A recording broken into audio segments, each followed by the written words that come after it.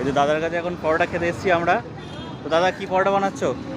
এই তো মদিনা পরোটা দাদা। মদিনা পরোটা কত করে পিস এখানে? 10 টাকা পিস।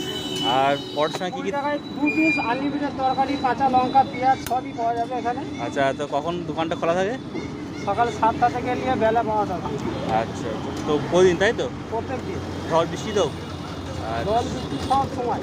তো এখানকার কাস্টমাররা কীরকম রেটিং দেয় আপনাকে? কাস্টমার আমার ভালোই আছে। আচ্ছা এই জিনিসগুলো যারা খাচ্ছে তারাই বলছে। আচ্ছা, আমরা এই লোকেশনটা কোথায় যেখানে আপনার খেতে আসবে পরোটাটা?